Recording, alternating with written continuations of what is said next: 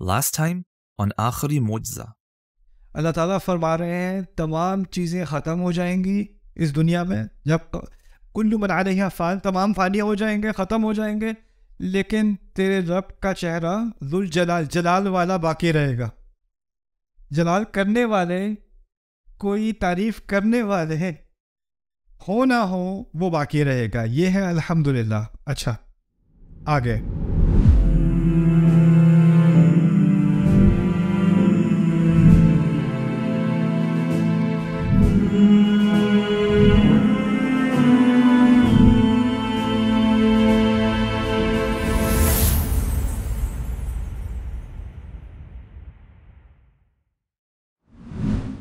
حکم بھی ہو سکتا تھا احمد اللہ، اللہ کی حمد کرو. باقی آگے سورۃ البقرہ میں آئے گا یا ایھا الناس اعبدوا ربکم، انسانیت اپنے رب کی عبادت کرو. اسی طرح فاتحہ کے شروع میں بھی کہا جا سکتا تھا انسانیت اللہ کی حمد کرو. اس کو سمجھنے کے لیے میں آپ کو آسان سی مثال دیتا ہوں. آپ میں سے کن کے بچے ہیں؟ اوکے، جن کے بچے ہیں، آپ نے اپنے بیٹے سے کہا بیٹا پانی لا دو، حکم دیا نا پانی لا دو. اب اس کے پاس اب دو اختیار ہیں، یا تو وہ لائے گا یا تو وہ لائے گا.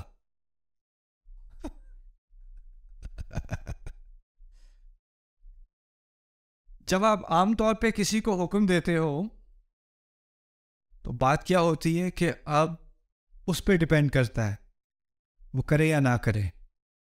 وہ کرے گا تو ہوگا، نہیں کرے گا تو نہیں ہوگا.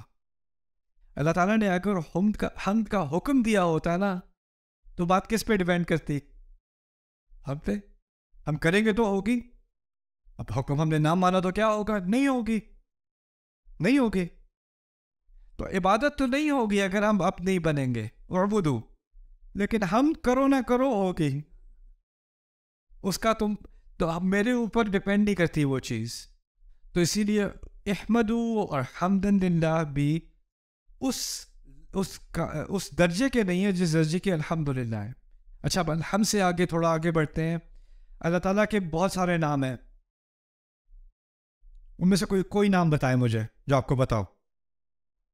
الرحمن، اچھا، اور الملک، القدوس. اگر میں کہوں الحمد للرحمن غلط ہے؟ الحمد للملک غلط ہے؟ الحمد للخالق، الحمد للرحیم، الحمد للحکیم، الحمد للہادی، الحمد للمتکبر، الحمد للجبار، الحمد للوہاب، سب صحیح ہے نا؟ کیونکہ یہ تمام کس کے نام ہیں؟ اللہ تعالیٰ ہی کے نام ہیں. لیکن ان تمام ناموں میں سے اللہ تعالیٰ نے ایک نام کا اختیار کیا ہم کے ساتھ. الحمد للرحمن نہیں کہا. یہاں تک کہ اب اللہ کا لفظ نکال بھی دو نا تو عربی کے اعتبار سے بات پھر بھی سمجھ میں آ جائے گی. الحمد لرب العالمین الرحمن الرحیم مالک یوم الدین، اللہ کا لفظ میں نے نکال دیا، بات پھر بھی سمجھ میں آ رہی ہے. تو اللہ کے نام کا لفظ یہاں پر اس کا کیا فائدہ ہے، یہ سمجھنے کی کوشش کریں. پہلی بات، جب کسی سے آپ کا تعارف ہوتا ہے نا، پہلی بات کیا ہوتی ہے؟ نام. نام. بعد میں آپ کے بارے میں تفاصیل. پہلی چیز اللہ تعالیٰ نے اپنے نام کا ذکر کیا کیونکہ فاتحہ قرآن میں فاتحہ اللہ تعالیٰ سے خود تعارف ہے. اللہ تعالیٰ اپنا تعارف کرا رہے ہیں، اور تعارف میں کس چیز کی زیادہ اہمیت ہوتی ہے؟ نام کی. نام کی. دیکھیے، اگر خالی رب کہا ہوتا تو ایک کنفیوژن ہو جاتی. اس کنفیوژن کا ذکر بھی قرآن میں ہے. آپ کو پتہ ہے موسیٰ علیہ السلام کے قصے میں جو جادوگر تھے، جب انہوں نے اپنی لاٹھیوں کو، اپنی رسیوں کو کھائے جاتے دیکھا تو کیا کیا انہوں نے؟ کیا کیا تھا؟ سب کو پتہ ہے، سجدہ کیا تھا نا. اچھا، وہ جب انہوں نے سجدہ کیا تو فرعون ذرا کنفیوز، یہ کیا ہو رہا ہے؟ اس کو سمجھ نہیں آئی بات یہ ہو کیا رہا ہے. وہ سمجھا شاید یہ راؤنڈ 2 کے لیے تیاری کر رہے ہیں، یا اب کھڑے ہو کے دوبارہ مقابلہ کریں گے. اب وہ کھڑے ہوئے تو انہوں نے کہا آمنا برب العالمین، ہم رب العالمین پر ایمان لے آئے. کیا الفاظ استعمال کیے انہوں نے؟ اچھا، کیا لفظ استعمال نہیں کیا انہوں نے؟ انہوں نے یہی کہا ہم اللہ پر ایمان لے آئے. کیا کہا؟ ہم رب العالمین پر ایمان لے آئے. اب فرعون پھر بھی کنفیوز. ہاں مجھے پتا ہے مجھ پر ایمان لائے ہو، پھر بھی، کیونکہ جب اس نے رب العالمین سنا تو وہ کس کے بارے میں سوچ رہا تھا؟ اس نے تو رب کا لفظ کس کے لیے استعمال ہوتے دیکھا ہے؟ اپنے لیے. تو اس نے جب ان کی بات سنی، کھڑے ہو کے وہ اسلام کا دعویٰ کر رہے ہیں، کہہ رہے ہیں آمنا برب العالمین، وہ سمجھ رہا ہے اس کی بات ہو رہی ہے. تو ان کو کلیریفائی کرنا پڑا، بعد میں بات مزید واضح کرنی پڑی. اگلی آیت میں ربی موسیٰ و ہارون، موسیٰ اور ہارون کا رب. گدھے کا ترجمہ میں نے اضافہ کیا ہے، لیکن بات یہی ہو رہی ہے. جب اس نے رب العالمین سنا تو اس کو کنفیوژن، کیونکہ نام نہیں تھا. نام نہیں. فاتحہ میں تعارف ہے تو نام ضروری ہے. ایک اور بات اس کے بارے میں سمجھ لیں، یہ بھی بڑی بڑی اہم بات ہے. اگر میں کہوں یہ بہت اچھا ٹیچر ہے، میں کس چیز کی تعریف کر رہا ہوں؟ اس کی ڈرائیونگ کی، اس کی کوکنگ کی، اس کے کھانے پکانے کی، اس کے گھر صاف کرنے کی؟ کس چیز کی تعریف کر رہا ہوں؟ اس کے پڑھانے کی. اگر میں کہوں یہ بہت اچھی ماں ہے، میں کس چیز کی تعریف کر رہا ہوں؟ اس کی شاپنگ کی، اس کی بچوں کی تربیت کی تعریف کر رہا ہوں نا. اگر میں اللہ تعالیٰ کی تعریف کروں خالق کے نام سے، الحمد للخالق، میں نے کس چیز کی تعریف کی ہے؟ کیا عظیم مخلوق ہے اس کی، کیا بناتا ہے. اگر میں کہوں الحمد للہادی، کیا زبردست ہدایت دیتا ہے. الحمد للحکیم، اس کی حکمت کی تعریف کر رہا ہوں. الحمد للعلیم، اس کے علم کی تعریف کر رہا ہوں. الحمد للوہاب، اس کے تحفے دینے کی تعریف کر رہا ہوں. الحمد للرازق، اس کے رزق کی تعریف کر رہا ہوں، رزق دینے کی تعریف کر رہا ہوں. کوئی ایسا لفظ ہونا چاہیے جس میں ان تمام باتوں کی تعریف ہو جائے جو میرے ذہن میں ہیں، اور وہ تمام باتیں جو میرے ذہن میں نہیں بھی ہیں ان سب کو ملا کے ایک لفظ میں وہ ساری تعریفیں جمع ہو جائیں. ایک ہی آپشن رہ جاتی ہے آپ کے پاس، وہ کیا ہے؟ الحمدللہ. الحمدللہ. اندازہ کرو، ایک چھوٹی سی ایکسپریشن ہے، ایک چھوٹے سے الفاظ ہے الحمدللہ، اور آپ اس کو کسی بھی اور طرح کہنے کی کوشش کرو، کچھ نہ کچھ رہ جائے گا، کچھ نہ کچھ کمی آ جائے گی. اور یہ بات یہاں سے ہم شروع کر رہے ہیں انشاءاللہ اپنا سفر فاتحہ کے اندر. اچھا، اس سیشن میں آپ کو میں رب العالمین کے بارے میں بھی کچھ باتیں بتاؤں گا. میں نے ابھی ہم نے بات کی تھی اللہ تعالیٰ کے بہت سارے نام ہیں، اور اس صورت میں اور نام بھی آنے والے ہیں. الرحمن الرحیم، للہ کے بعد رب العالمین پہلا نام ہے، اس کے بعد الرحمن، اس کے بعد الرحیم، اس کے بعد مالک یوم الدین. اور قرآن میں اور جگہ الغفور، الشکور، الحلیم، العلیم، الحکیم، کتنے نام ہیں اللہ تعالیٰ کے. اور ان تمام ناموں میں سے اللہ تعالیٰ نے فیصلہ کیا کہ اپنے نام کے بعد فاتحہ میں پہلی اپنی تعریف، پہلی چیز جو ہمیں اللہ کے بارے میں جاننی چاہیے حمد کے بعد، وہ کیا ہے؟ رب. ہر چیز سے پہلے رب. یہ کیوں ہے؟ اس کو سمجھنے کے لیے آپ اس طرح سمجھیں کہ کچھ نام اللہ کے ایسے ہیں جن سے رشتہ بنتا ہے، اور کچھ نام ایسے ہیں جن سے رشتہ نہیں بنتا. ٹھیک ہے؟ کچھ رشتے والے نام ہیں اور کچھ بغیر تعلق، بغیر رشتے والے نام ہیں. میں بات سمجھاتا ہوں. اگر میں کہوں استاد، استاد کے لفظ سے کسی سے رشتہ بنتا ہے؟ کس سے؟ شاگرد سے. اگر میں کہوں ماں، بچہ. اگر میں کہوں مالک، جو غلام ہے، مالک اور غلام کا رشتہ بنتا ہے. امپلائر کے لیے کیا لفظ استعمال کرتے ہیں اردو میں؟ مجھے نہیں پتا. ہاں، آجر، آجر کے ساتھ ملازم کا رشتہ. کچھ الفاظ ہیں جس سے رشتہ بنتا ہے. اگر میں کہوں حکمت والا، کوئی رشتہ نہیں بنتا. صبر والا، کوئی رشتہ نہیں بنتا. کچھ ناموں کے ساتھ رشتہ بنتا ہے اور کچھ ناموں کے ساتھ رشتہ نہیں بنتا. اب جن ناموں کے ساتھ رشتہ بنتا ہے وہ بھی بہت سارے ہیں. اللہ تعالیٰ کے خالق، خالق کا کس سے تعلق ہو گیا؟ مخلوق سے. مخلوق سے. رحم کرنے والا مرحوم سے جس پر رحم کیا گیا. ٹھیک ہے نا. منتقم بدلہ لینے والا جس سے بدلہ لیا گیا. ٹھیک ہے نا. لیکن یہاں پر ان تمام رشتے والے ناموں میں سے ایک نام کا اختیار کیا گیا ہے. وہ اس لیے کہ باقی تمام رشتے اس طرح سمجھ لیں کہ وہ دوسرے درجے میں ہیں. باقی تمام رشتے سیکنڈ ہیں. پہلا بنیادی رشتہ جو میرا اللہ تعالیٰ کے ساتھ ہے نا، وہ کیا ہے؟ اس رشتے میں اللہ تعالیٰ کا کیا رول ہے؟ رب. کیونکہ لفظ اللہ میں رشتہ نہیں ہے. لفظ اللہ میں اللہ تعالیٰ کے تمام اوصاف اکٹھے ہو گئے. ابھی رشتہ قائم نہیں ہوا، ابھی اللہ تعالیٰ سے کچھ تعارف ہوا ہے، لیکن اب رشتے کی بات ہو رہی ہے. میرا اس سے تعلق کیا ہے؟ وہ تعلق پیدا ہوگا کس لفظ سے؟ رب سے. رب سے. اس سے یہ بات ہمیں بھی سمجھ آ گئی کہ اصل بنیادی تعلق میرا اللہ تعالیٰ سے، اگر وہ رب ہے تو میں کیا بنا؟ عبد، غلام. آپ غلام کو کہتے ہیں اصل میں. یہ بنیادی رشتہ ہے میرا اللہ تعالیٰ سے. باقی تمام رشتے، وہ رحم کرنے والا ہے، میں رحم لینے والا ہوں. وہ رزق دینے والا ہے، میں رزق لینے والا ہوں. وہ مغفرت کرنے والا ہے، میں مغفرت لینے والا ہوں. یہ سارے رشتے دوسرے درجے میں ہیں. اور یہ سارے رشتے ہو ہی نہیں سکتے جب تک کہ بنیادی رشتہ نہ ہو. دیکھیں، آپ کا ایک رشتہ ہے اپنے کیا نام امپلائر کے ساتھ، آجر کے ساتھ. اس میں آپ اس کے ساتھ جاب کر رہے ہو، لیکن اس رشتے میں کچھ دوستی بھی ہے، کچھ کبھی کبھی گپ شپ بھی ہے، کچھ اور چیزیں بھی ہیں. لیکن اگر ملازمت نہیں رہی تو وہ باقی سارے رشتے آٹومیٹکلی کیا ہوتا ہے؟ وہ ختم ہو جاتے ہیں. ٹیچر اسٹوڈنٹ کا رشتہ ہے. بنیادی رشتہ کیا ہے؟ اس نے سکھانا ہے، اس نے سیکھنا ہے. اس کے علاوہ اس میں شفقت بھی ہے، اس میں کچھ ہنسی مذاق بھی ہے، اس میں اور چیزیں بھی ہیں. لیکن اگر وہ بنیادی رشتہ نہیں رہا تو وہ باقی ساری چیزیں بھی، اس کی کوئی بنیاد نہیں رہتی نا.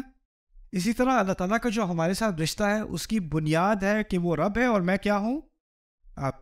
اب جب تک آپ رب کو نہیں سمجھیں گے، یعنی آپ رشتے کی ایک طرف کو نہیں سمجھیں گے، آپ کو دوسری طرف سمجھ نہیں آئے گی. لیکن کسی بھی رشتے میں، جیسے اگر ٹیچر ہوتا ہے، کلاس کے پہلے دن آ کے سمجھاتا ہے، دیکھو میں ایک مختلف قسم کا ٹیچر ہوں، میری توقعات یہ ہیں، میں ایسے ایسے قسم کا ٹیچر ہوں. ہوتا ہے نا. اور آپ کی زندگی میں آپ کو مختلف قسم کے عذاب ٹیچر ملے ہوں گے، اور ہر ٹیچر کی الگ پرسنالٹی ہوتی ہے کہ نہیں. وہ آپ کو سمجھاتا ہے کہ اس کی توقعات کیا ہیں، اس کی کلاس کیسے ہوگی، اس میں کیسا بیہیو کرنا ہے، کیا اس کی ایکسپیکٹیشنز ہیں. ایک ہی سیمسٹر میں، پہلے سیمسٹر میں کالج میں میرے 2 پروفیسر تھے، بالکل ایک دوسرے سے بالکل متضاد. ایک پہلے دن آ کے کہتا ہے تم سب کو میں نے اے دینا ہے.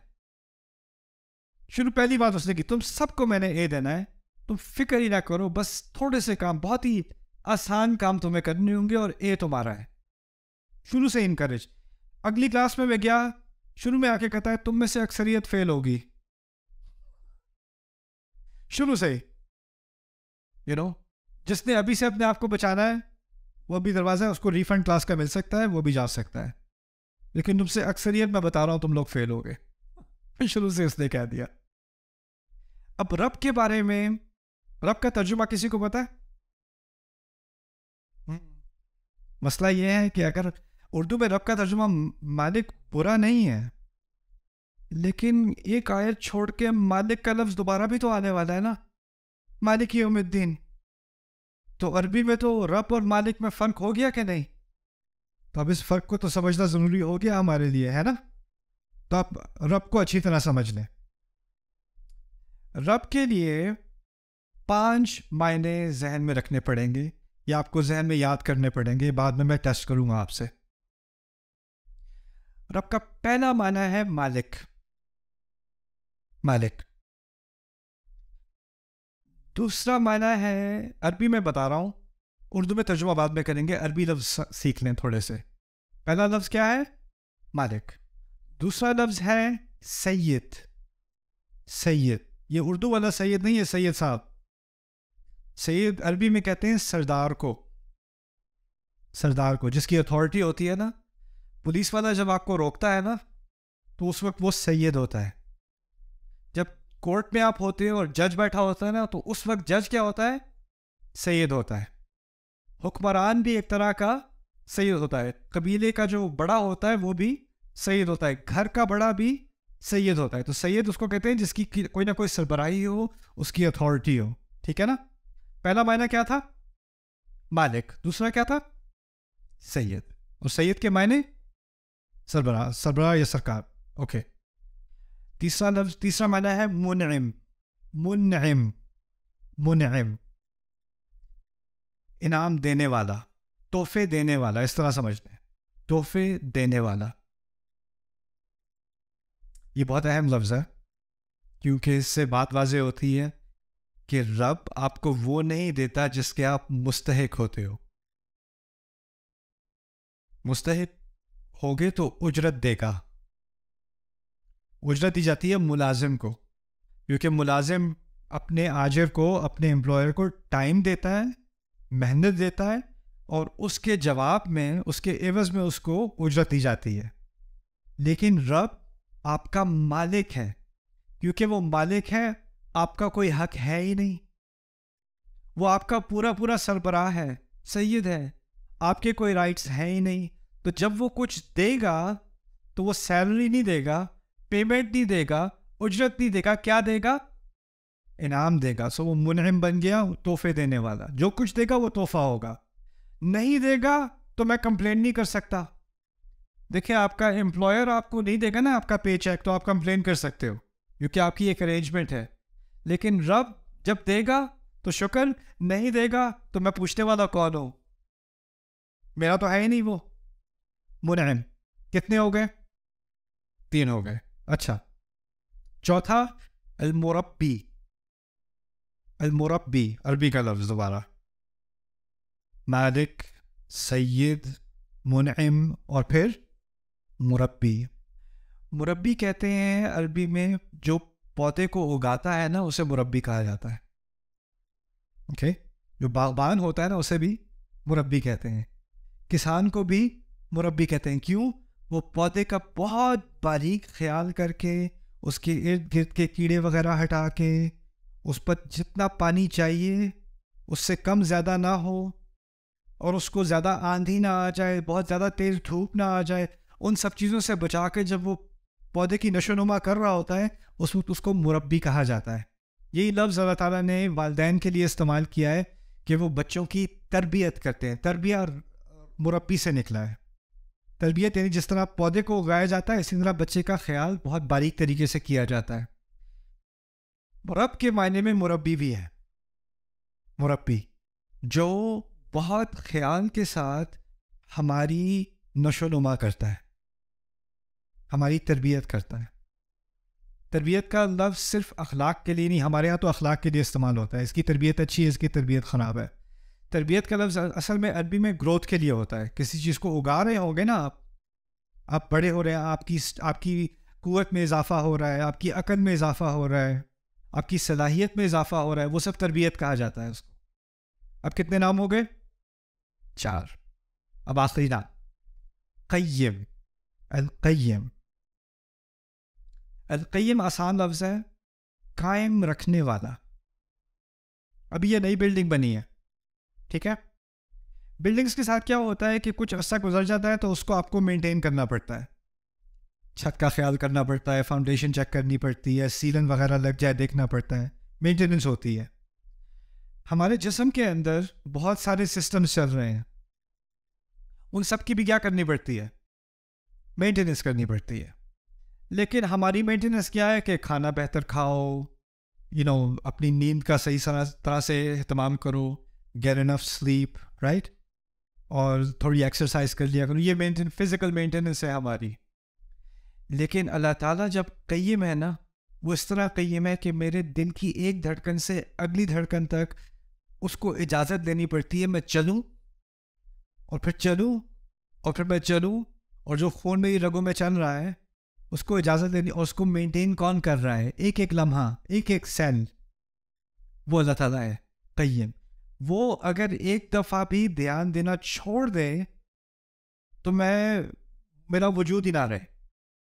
دیکھیں, ایک فلسفہ ہے, خدا کے بارے میں کئی فلسفے ہیں, اس میں سے ایک فلسفہ یہ ہے کہ اس خدا نے کائنات بنائی اور اس کو چھوڑ دیا, اب وہ آٹو پائلٹ پہ چل رہی ہے, خود ہی سے چل رہی ہے.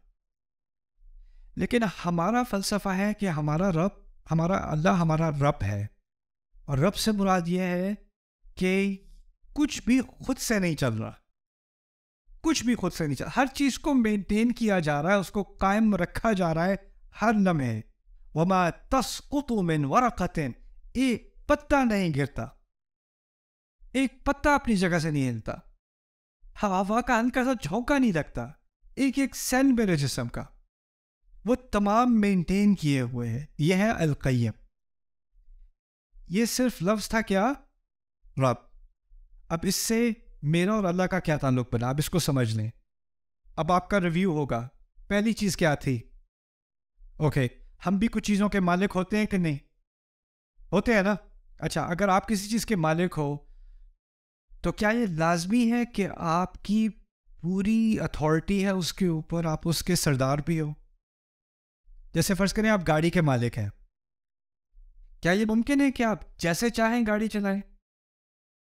ایسا تو نہیں ہے.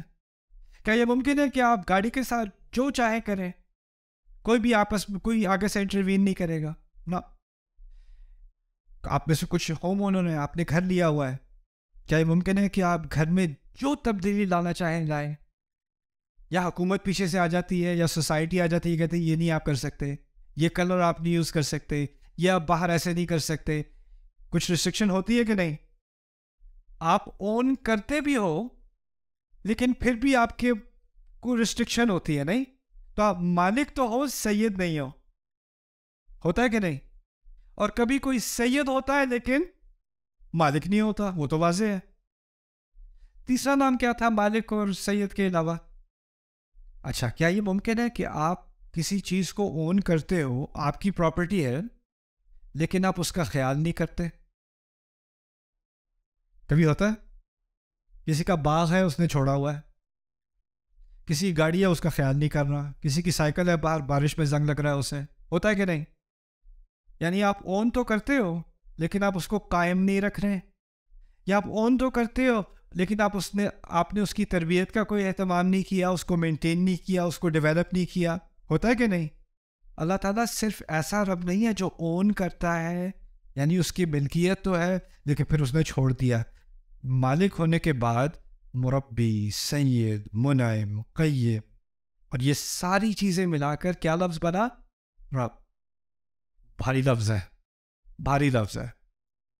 لیکن اس کی بنیاد اس طرح سمجھ لیں کہ ایک عربی میں جب کسی لفظ کے کئی معنی ہوتے ہیں نا، تو ایک ہوتا ہے بنیادی معنی اور پھر باقی اس کے دوسرے درجے میں معنی ہوتے ہیں. تو بنیادی معنی پھر بھی مالک کا ہے، اور اس کے ساتھ یہ جو باقی چار ہے نا، اس کے ساتھ لگے ہوئے ہیں، لیکن اس سے بنیادی معنی میں فرق نہیں آتا. بنیادی معنی پھر بھی کیا ہے؟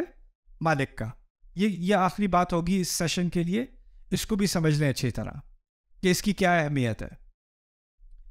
اصل میں اس کی جو اضافت ہے نا، ایکچولی یہ بات میں مالک یوم الدین میں پھر صحیح سے سمجھاؤں گا. ابھی العالمین سمجھ لیں، کیونکہ یہ نہیں کہا الحمدللہ ربی السماوات والارض. اور جگہ دیکھا ہے السماوات والارض؟ کبھی سنا ہے؟ کیا ہے السماوات والارض؟ آسمان زمین کا رب. کتنی دفعہ سنتے آئے ہم، لیکن فاتحہ میں نہیں ہے. فاتحہ میں رب العالمین.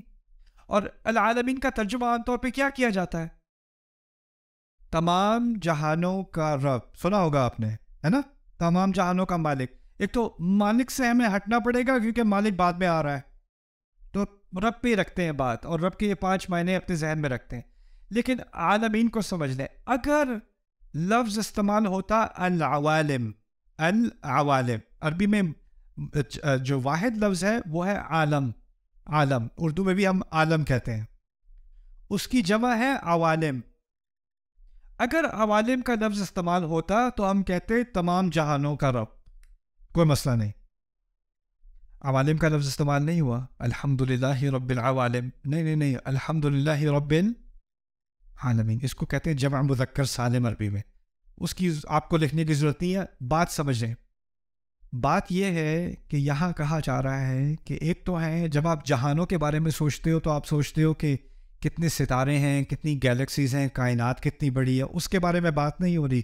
جب اس کے بارے میں بات ہوتی ہے قرآن میں تو کہا جاتا ہے السماوات والارض. یہ نہیں کہا جا رہا یہاں پہ. عالمین کا لفظ استعمال ہوتا ہے دنیا लोगों के जहानों की बात हो रही है, लोगों की दुनिया है। जैसे पाकिस्तान आया हूँ, अपने पेरेंट्स को कॉल की पहली दफ़ा जब मैं आया था कुछ महीने पहले 29 साल बाद, तो मैंने अपने पेरेंट्स को कॉल करके कहा ये तो और ही दुनिया है, ये कोई और ही आलम है। तुम में से कोई ऑस्ट्रेलिया जाए, कोई और ही क्या है, आलम है। मैं न्यूयॉर्क में कॉलेज गया था, पहली दफ़ा कैलिफोर्निया गया, वो कोई और ही आलम था न्यूयॉर्क से हटके।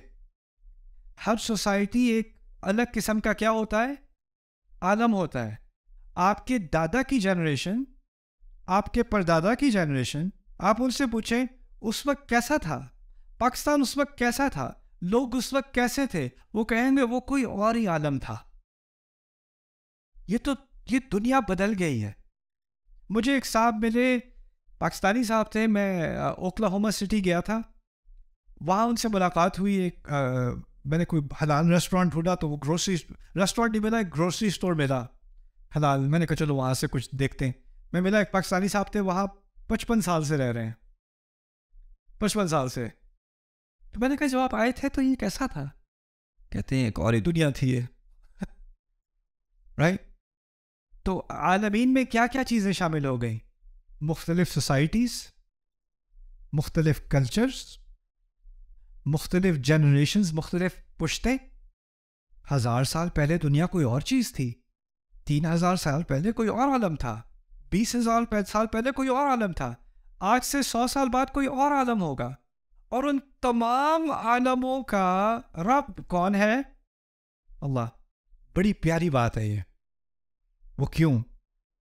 क्योंकि वो सिर्फ मुसलमानों का रब नहीं है, अरबों का रब नहीं है, पाकिस्तानियों का रब नहीं है, वो हिंदुओं का भी रब है, वो एथीस्ट का भी रब है, वो अमेरिकन्स का भी रब है, वो ऑस्ट्रेलियंस का भी रब है। और उन सब के साथ उसका रिश्ता क्या है? 5 चीज़ें। उनका मालिक भी है, उनको तोहफे भी देता है, उनका इक़्तिदार भी उन सब पर इक़्तिदार भी रखता है, उन सबको कायम भी किए हुए। ये सारी चीज़ें जो मैंने बताई थी ना, अब आपका नज़रिया बदल जाता है सारी सोसाइटीज़ के बारे में दुनिया की।